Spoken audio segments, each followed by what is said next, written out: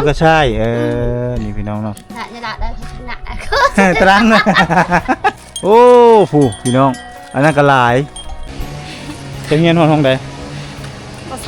ป .3 โอ้บรรยากาศคอยคำลงแรงชาวบ้านกำลังพาลังไหลกันไปตักน้ำเย็ดเด้อเดี๋ยวพี่น้องเอาตุกน้ำมันเครื่องเนาะเขาจะเห็นนี่เนาะคือไปเอาอยู่พุ่นใส่เจ้าน้ำคือบ่เอาอยู่นี่ น้ำกินเอานี่น้ำอาบเอานี่ โอ้งัวควายของเพิ่นนี่ที่เพิ่นผูกตามห่มไม้ห่มใหญ่เขาจะประจำมันรีไซเคิลเป็นบ่อนปลูกผักพี่น้องเจมิลี่ว้าว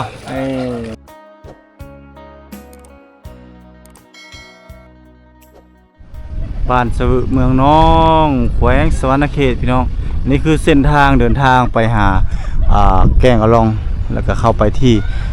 เมืองนองแขวงสวรรณเขตซึ่งหมู่บ้านที่นี่เป็นหมู่บ้านชนเผ่ามังกรพี่น้องเอ้ยกราบทักทายสวัสดีบรรยากาศยามคอยค่ำลงแรงตัวนี้ประตุกอยู่ที่บ้านสวึหลังจากที่ประตุกเดินทางไปตามติดวิถีชีวิตของน้องอาเวียนเนาะที่เพิ่นอยู่บ้านสวึนี่แหละเป็นสาวงามบ้านป่าอีกคนหนึ่งเนาะที่ประตุกได้มีโอกาสเดินทางมาตามติดวิถีชีวิตของน้องสาวใน EP นี้ประตุกจะพาท่านผู้ชมเลาะเที่ยวชมเบิ่งบรรยากาศของหมู่บ้านสวึเนาะซึ่งหมู่บ้านนี้เป็นหมู่บ้าน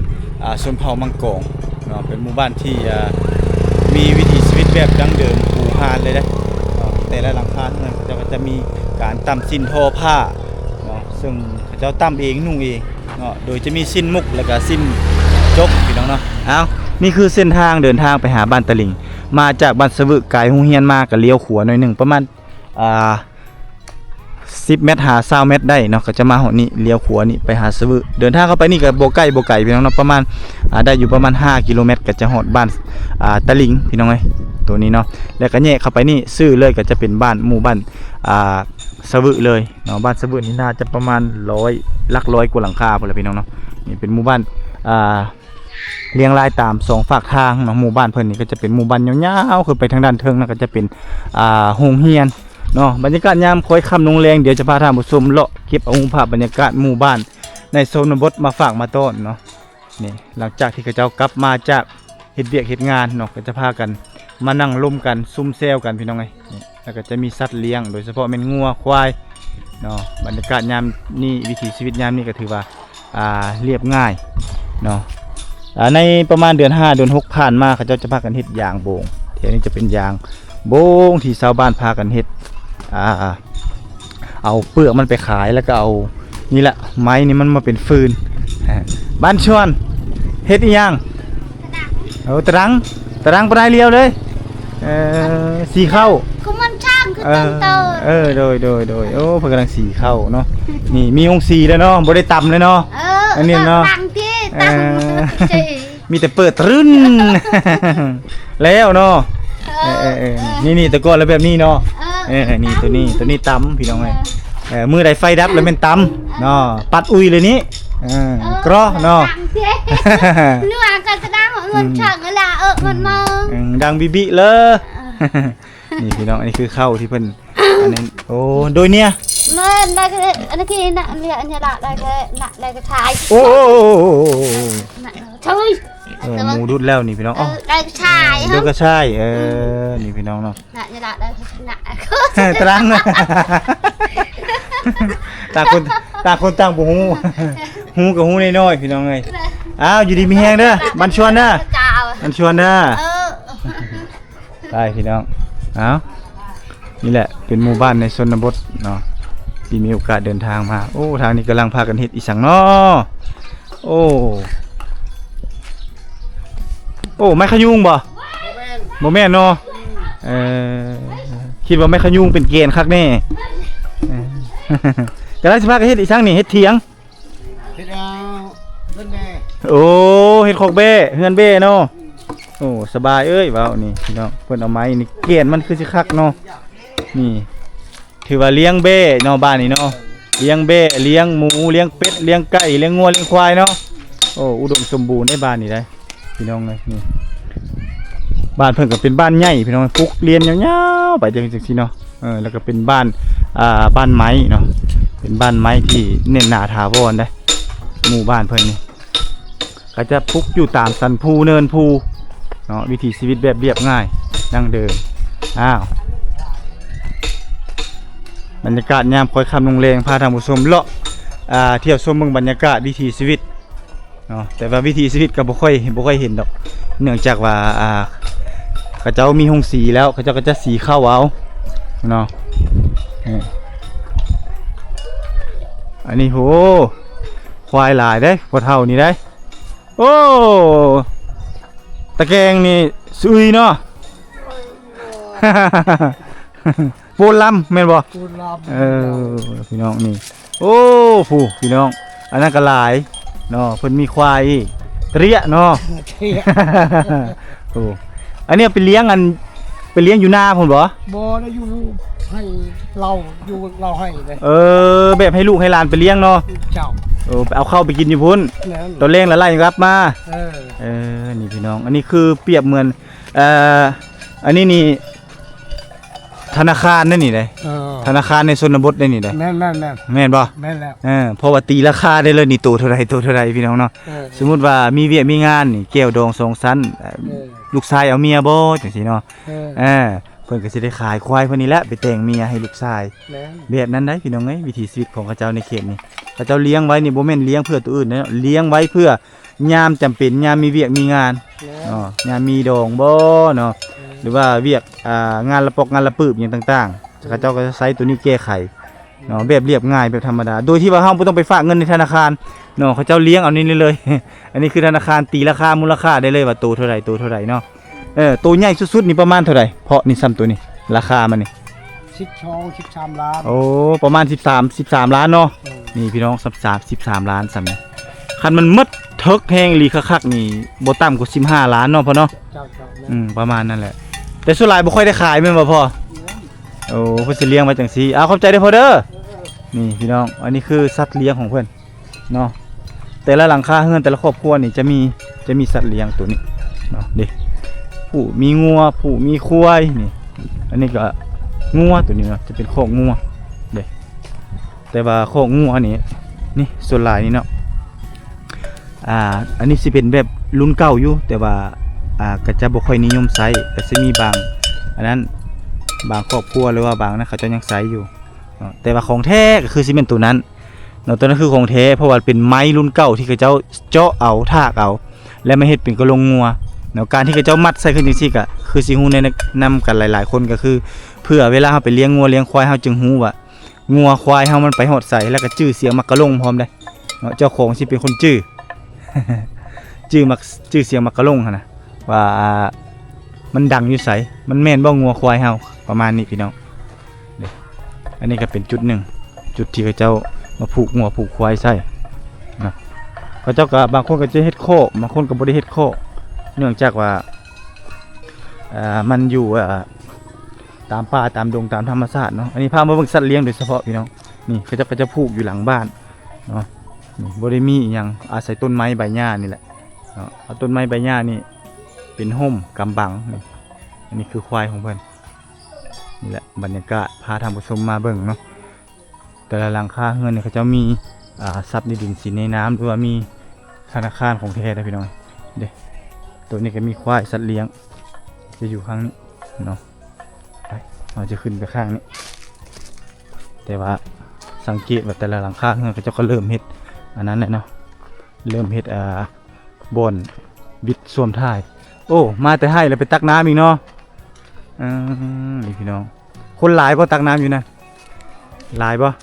โอ้จะไปเฮ็ดหยังอยู่ให้ฮะไปเสียหยังให้โอ้ยังเรียนหนังสืออยู่บ่เจ้าบ่ได้เรียนแล้วโอ้ห้องใดจะเรียนห้องใดป.3 โอ้แล้วออกมาเฮ็ดเวียกบ่นางโอ้จักปีแล้วเดี๋ยวนี้14 ปีโอ้อันนี้14 ปีใส่เงินเจ้าไก่บ่นี่อ้าวคือบ่เอาน้ำอยู่นี่ซะบ่ได้บ่โอ้เป็นลูกสาวกกบ่ลูกสาวล่าสาวกกเลยนี่พี่น้องอยู่นี่เงินเพิ่นเนาะถือว่ามาแต่ให้แต่ส่วนแล้วก็ตักน้ำปีน้ำมานำนี่เนาะเด้บรรยากาศคอยช่ำลงแรงเอามาแถวนี้เขาจะได้เห็นวิถีชีวิตที่มีความหลากหลายแตกต่างอันนี้เป็นสัตว์เลี้ยงอันนี้บนตามเข้าอันนี้เป็นคก มันเป็นห้อง4ได้ตัวนั้นเลยนี่ตัวนี้จะเป็นห้อง4โอ้ทันสมัยแล้วพี่น้องเดี๋ยวนี้มีห้อง4แล้วนี่คือห้อง4 4เข้าคักเนาะบ่ได้ต่ำเลยเนาะ เมื่อยเนาะเอาห้อง4เอาเนาะห้อง4สบายเนาะแป๊บเดียวแล้ว คนเข้า จำเข้าเมื่อยเอาตำเข้าเมื่อยเหรออันนี้คือโคกตำเข้ารุ่นแต่ก่อนเขาจะใช้โคกแบบนี้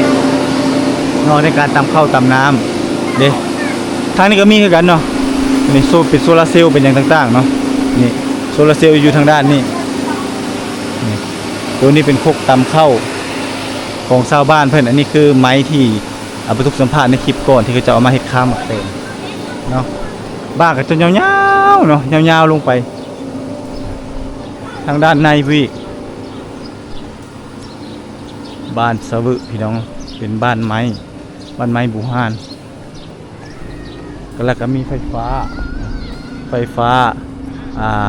เข้ามาในหมู่บ้านนี่ก็ถือว่าสะดวกสบายแต่ว่ายังขาดแต่สัญญาณเนาะพี่น้องเนาะสัญญาณนี่ยังบ่มีเทื่อก็จะมีเงินหลังใหญ่อยู่เด้มีร้านขายเครื่องชุมชนมีโรงสีเด้เพราะว่ามีไฟฟ้าเข้ามาแล้วก็โรงสีนี่ก็ถือว่าสะดวกสบายเนาะเอาโรงสีเข้ามาปุ๊บแล้วก็สีเข้าสีน้ำก็สะดวกสบายแบบนี้เนาะบรรยากาศคอยคำลงแรงชาวบ้านกำลังพาลังไหลกันไปตักน้ำพี่น้องไปตักน้ำเต็มเลยแหละนี่อันนี้ปั๊มน้ำมันเนาะปั๊มน้ำมันแบบบูฮานปั๊มน้ำมันชุมชนแบบบูฮานดั้งเดิมเนาะอันนี้คือร้านขายเครื่องชุมชนเนาะเขาก็จะพากันไปขนเครื่องมาแต่พูดแหละเมืองนองพอได้พี่น้อยเขาจะไปหาซื้อเครื่องมาแล้วก็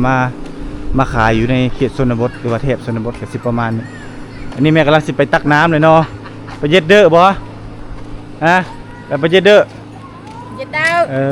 ด้อเดี๋ยวพี่น้องเอาตุกน้ำมันเครื่องเนาะเขาจะเฮ็ดนี่เนาะนี่พูดละ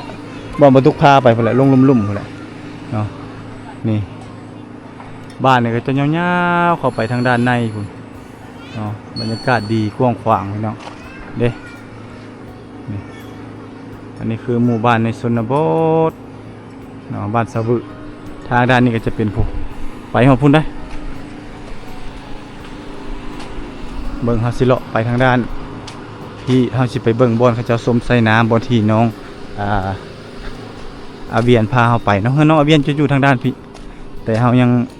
ให้น้องเพิ่นเฮ็ดเวียกเฮ็ดงานเนาะเฮาก็สิพาท่านผู้ชมเลาะเที่ยวชมเบิ่งบรรยากาศด้วยตัวเองเนาะเลาะไปทางนี้แล้วก็สิข้ามออกไปทางบ่อนที่เขาเจ้าตักน้ำเนาะคิดเบิ่งว่าหมดหมู่บ้านพี่น้องหมดหมู่บ้านพากันไปตักน้ำอยู่บ่อนเดียวย่างเข้ามา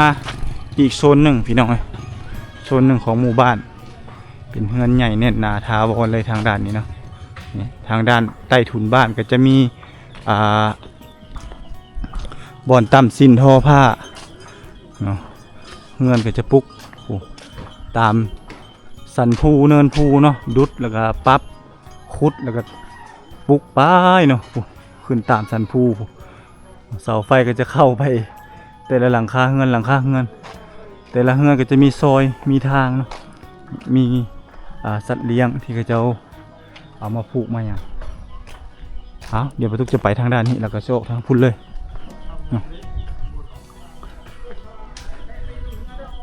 เป็นบ้านดั้งเดิมบูฮานพี่น้องไปทางนี้ออกทางพี่มีฟัดเข้าฟัดน้ำอยู่เด้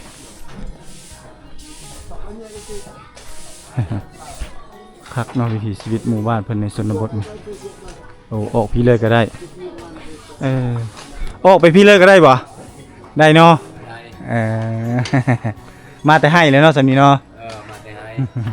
มาแต่ให้แต่สวนแล้วพี่น้องไอ้สำนี้ไปฮาซิโลออกทางพุ่นเลยแล้วก็โค้งไปทางพุ่นเลยอันนี้อีกโซนหนึ่งก็เป็นหมู่บ้านใหญ่แห้งดีนะพี่น้องเป็นบ้านใหญ่เลยเนาะในเขตนี้มาแต่ให้แต่สวนแล้วก็เก็บผักมีซีซอมาพร้อมทางนี้มีอ่างน้ำข้างนี้เนาะน้ำก็ออกบ่ออกเนาะมีเนาะน้ำเนาะนี่พี่น้องคักพี่น้องเลยมีอยู่เนาะน้ำนี่เนาะหลายบ่เป็นยังคือไปเอาอยู่พุ่นใส่เจ้าน้ำคือบ่เอาอยู่นี่ น้ำกินเอาอยู่นี่น้ำอาบเอาอยู่นี่ โอ้แสดงว่าน้ำอาบน้ำกินแล้วเอาตัวอยู่ออกบ่อพุ่น เออ น้ำอาบเราอยู่นี่ เออ เออตัวนี้มันออกมาแต่ใต้ดินบ่พื้นดินบ่ โดย โอ้แสดงว่าเขาเจ้าไม่เฮ็ดให้แล้วก็เอาอยู่นี่เลยได้ขึ้นเลย ผ่านโซลาร์เซลล์นะเนาะ โดย เอาไปเฮ็ดอีสังกินน่ะนี่ ไปกินเอาไม้ ใส่แกงหน่อไม้ ไม่ห่างกินดอกไม้ บ่ ไปให้มาแล้วก็หาหน่อไม้มาพร้อม โดย แล้วก็มาแกง เออ แล้วก็เอานี่ใส่ เออ โอ้พักนั่งตู้อันนี้ภาษาเจ้าเอิ้นพักอีหยังนี่ ภาษาเฮาลึกลัก ฮะ ลึกลัก ลิกลัก ลิกลักหรือว่าพักนั่งตู้พี่น้องๆขอบใจเด้อ โดย อยู่ดีมีแฮงบันชวนฝนก็บ่ตกให้นี่เนาะนี่พี่น้องอันนี้เฮือนเพิ่นก็สิเป็นเฮือนมุงใบตองโคเนาะนี่ใบตองโคโตกับเฮือนหลังใหญ่พี่น้องเนาะเขาเจ้าคือซีเมนต์เกาะออกหรือว่าแบบลูกชายเอาเมียมาเฮือนแล้วก็สิตั้งเป็นเฮือนหลังใหม่พี่น้องประมาณนี้เนาะทางนี้กำลังตะจาบ่มาทางด้านนี้พี่น้องโอ้ยบ้านนี้เนาะเฮาไปทางใดเฮาก็จะเห็นแต่สัตว์เลี้ยงงัวควายของเพิ่นนี่ที่เพิ่นผูกตามห่มไม้ห่มตอกเนาะหรือว่าบางคนเขาเจ้าก็จะเฮ็ดเป็นเฮือนให้เนาะอันนี้สัตว์เลี้ยงของเพิ่นในชนบทก็สิมีประมาณนี้พี่น้องนี่เป็นสัตว์ตัวงามๆเนาะงัวควายเพิ่นนี่ถือว่าสะอาดเนาะเกลี้ยงจบงานอย่างดีเลยเนาะเพราะว่าเพิ่นอยู่ตามป่าตามดงตามธรรมชาติซึ่งห่างไกลจากตัวเมืองเอาง่ายๆซะในเขตนี้เนาะโอ้สัตว์เลี้ยงของเพิ่นทางด้านลุ่มก็เขาจะเฮ็ดคอกไว้ถ้าเอาเฮ็ดคอกไว้นี่ก็จะดีนิดนึงเนาะเพราะว่าเขาจะสามารถเอาไปใส่เป็นฝุ่นเนาะฝุ่นข้าวฝุ่นน้ำหรือว่าเป็นฝุ่นใส่ผักมีซีโซ่ก็ได้โอ้ทางด้านลุ่มอยู่ตามห่มม่วงห่มไม้ใบหญ้าพี่น้องมีหลายที่หลายบ่อนเนาะเอาเดี๋ยวพาท่านผู้ชมเลาะไปทางด้านนี้เลาะเบิ่งบรรยากาศมีโอ้แถวนี้ปลูกไม้วิกพี่น้องนี่เห็นฝุ่นปุ๋ยไม้วิกหรือว่าไม้ยูคาลิปตัสเนาะถ้าเป็นภาษาไทยก็เรียกว่าไม้ยูคาลิปตัสนี่โอ้ทางนี้กำลังสิเฮ็ดคอกแบ่บ่จักเนาะเป็นเฮ็ดคอกแบ่บ่คือคอกน้ำทางนี้โอ้แถวนี้ก็ถือว่าเห็นห้องห้อยประวัติศาสตร์เนาะก็คือนี่ลูกระเบิดในสมัยสงครามนี่เนาะบักใหญ่เขาจะประจำมันรีไซเคิลเป็นบ่อนปลูกผักพี่น้องทางด้านลุ่มน่ะเป็นอันนั้นนี่เป็นบ่อนที่เขาเจ้าตำสิ้นทอผ้าจะมีสิ้นมุกเนาะพี่น้องเนาะนี่อันนี้เป็นสิ้นมุกหมดเลยนี่เขาเจ้าจะตำสิ้นส่วนผ้ามากองเอกลักษณ์ก็คือตำสิ้นนี่แหละหลังจากเขาเจ้ามาแต่ให้แต่หน้าแต่สวนเขาเจ้าก็จะพากันนี่แหละมาตำสิ้นทอผ้าเนาะแล้วก็จะขายเนาะแต่ก่อนนี้มีแต่พื้นหนึ่ง50 มันกีบเดี๋ยวนี้แม่นบ่ได้ละพื้นหนึ่งประมาณ250,000นะกะสิต่างแตกต่างจากแต่ก่อนหลายนี่คกนี่ก็ยังนำไซส์คือเก่าอยู่คือว่ายังบ่ปะบ่ทิ่มเรื่องคกเนาะโอ้เฮ็ดหยังทางนี้ให้ลงน้ำบ่ฮะเงินเบ้บ่โอ้เฮ็ดทางนี้เนาะตัวเก่ามันสรุเพิ่นเลยเฮ็ดสิเฮ็ดใหม่พี่น้องนี่แหละกิจวัตรประจำวันหรือว่าเวียกยามแลงของชาวบ้านในชนบทสิประมาณนี้พี่น้องเนาะโอ้หมูเจ้าเนาะคักเนาะไอ้ลีกนี่ใหญ่คักเนาะบ่ได้ขายบ่ขายคือกันบ่ตัวเท่าไหร่เจ้าขายนี่700,000บ่ฮะลูก7ตัวโอ้เจ้าขายตัวเท่าไหร่นี่ฮะตัวหนึ่ง700,000นี่พี่น้องเนาะนี่หมูตัวหนึ่ง700,000เพิ่นจะขายนี่เนาะนี่มีแต่ตัวโอ้งามคักอลีได้นี่ได้นี่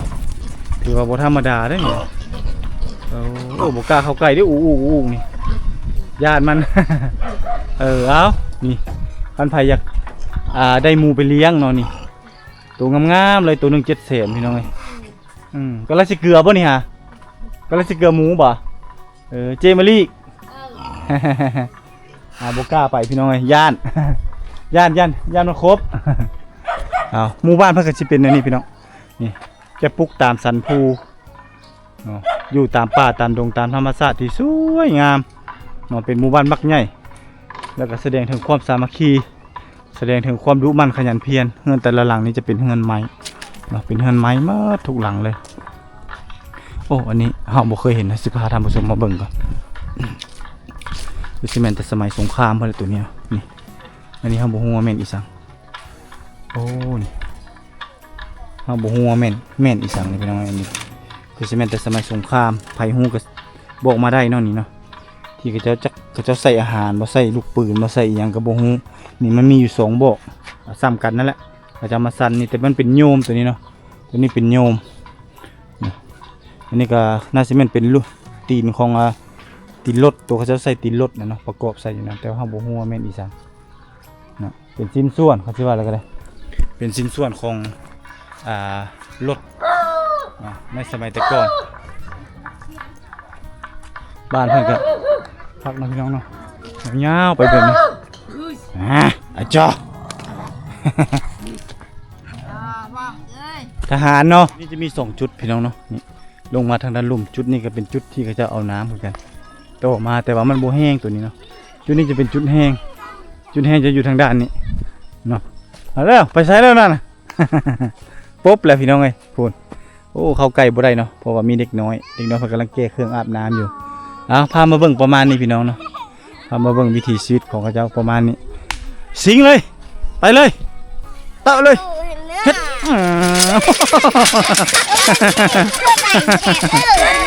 หักโน่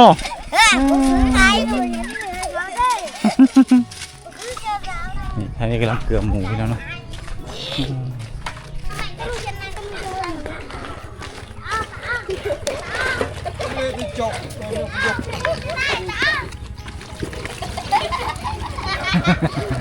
เกลือหมูเนาะ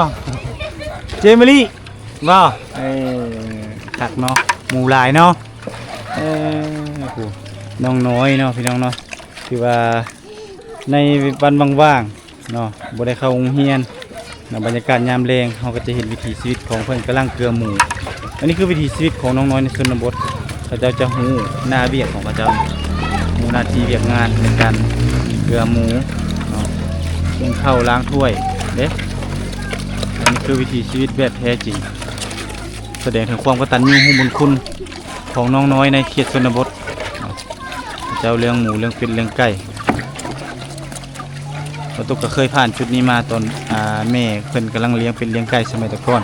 เลี้ยงหมูก็ต้องพ่อแม่ไปให้ไปส่วนเฮาก็ต้องได้รับผิดชอบอยู่เฮือนเนาะนึ่งข้าวเป่าไฟแล้วก็นี่แหละเลี้ยงหมูน้ำหรือว่าเกลือหมูน้ำจักโตหมูเจ้าลายบ่อันนี้ขายตัวเท่าไรนี่มาแล้วนี่เจ๊เนี่ยมาแล้วกระดัง ซ้ำนี่ก็เจ้าขายเท่าไรพ่อนี่ตัวน้อยนี่ลูกมันนี่ตัวแดงๆนี่500,000บ่ซ้ำนี่นี่พี่น้องโอ้พอดีซื้อครับนี่ตัวแม่บ่มันก่อนตัวแม่บ่จังนั่นซ้ำนี่500,000พี่น้องเอ้ยพอดีซื้ออยู่ได้พี่น้องเอ้ยซ้ำนี่ตัว500,000อันนี้คือการละเล่นของน้องๆในชนบทนี่พี่น้อง